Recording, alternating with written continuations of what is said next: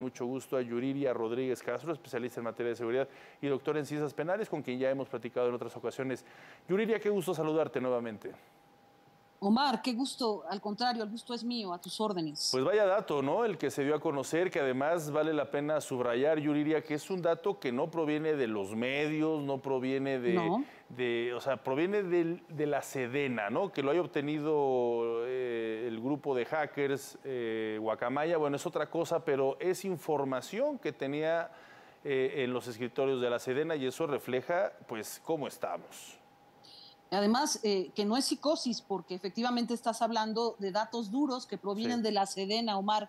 Fíjate, 80 grupos criminales tendría registrados la Sedena 3 años después de la toma de poder del presidente López Obrador, porque el propio presidente había anunciado que eran 37 grupos criminales. Entonces, quiere decir que aumentaron, fíjate cuántos aumentaron, ¿no? Hay 43 grupos más en 3 años nada más. En 3 años aumentó 43 grupos. Eran 37. Además hay 16 bandas. Habría que diferenciar aquí qué pasa con los grupos criminales organizados y con las bandas, ¿no? ¿Cuál es la diferencia? Porque hay crimen profesional, hay crimen por proyecto, hay delitos de proyecto, hay delitos de negocio, ¿no? A largo plazo.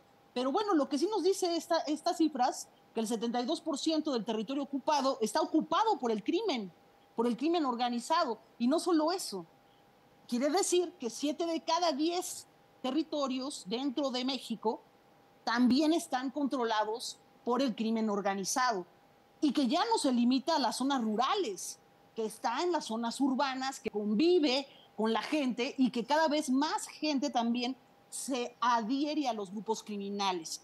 Este es un indicador peligroso.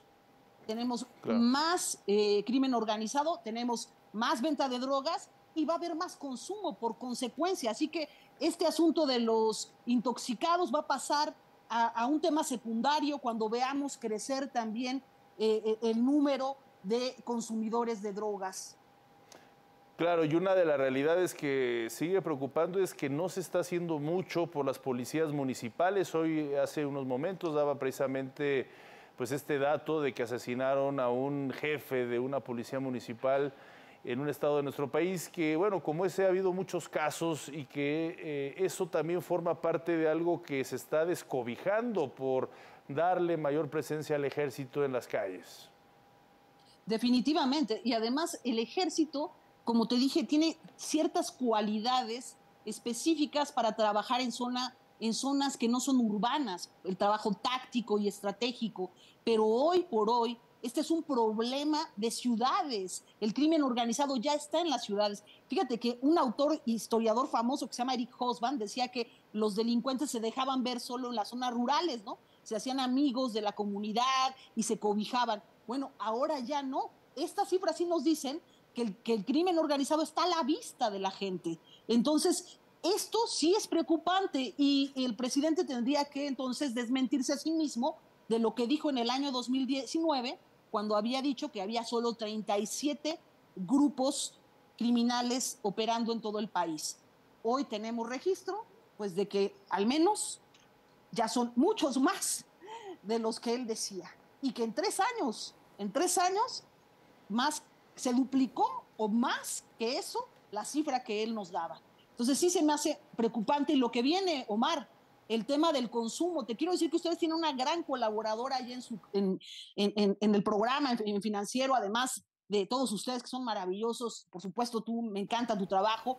Pero Ana María, fíjate que escribió un libro Sí. visionario en el año 2008, se llama El enemigo en casa, lo escribió con Jorge Fernández Menéndez, y hablaba de las drogas y el narcomenudeo en México, y lo veían como algo que iba a ser un problema a futuro. Bueno, el futuro ya nos alcanzó, Sí. Omar. Muy pronto vamos a tener cifras alarmantes y no es psicosis, Sí. no es psicosis. Totalmente de acuerdo, es una realidad preocupante, es un tema. Ahora, este 72%, yo diría que tiene el ejército estudiado y confirmado, ¿cómo habría que interpretarlo? Como que ya Sí. este 72% está gobierna estos territorios o no necesariamente? Es un tema que hay que analizar muy bien porque son cosas distintas, ¿no? Que tengan permanencia o presencia y otra cosa es que sean los que gobiernan ciertos municipios de nuestro país. Bueno, el asunto es que, por ejemplo, Cártel Jalisco Nueva Generación opera al 84% en el territorio de Jalisco. Sí. Ahí estamos hablando ya prácticamente de un territorio dominado y gobernado casi prácticamente por el narcotráfico. Entonces, bueno, los otros grupos quizá tengan una distribución, me sorprende el caso de Hidalgo, ¿no? Eso llama la atención, que Hidalgo esté en el top de las primeras entidades con más presencia de grupos criminales. Quiere decir que el tema también del huachicol y el narcotráfico siguen juntos, siguen coludidos. Y fíjate, además, estoy de acuerdo, no todos son grandes cárteles, eso es verdad, estoy de acuerdo con eso, pero sí hay, entonces, nuevos delincuentes informales. Quiere decir que la gente está viendo la posibilidad de delinquir y se está incorporando a grupos o está creando nuevos grupos. Y eso también debe alarmarnos.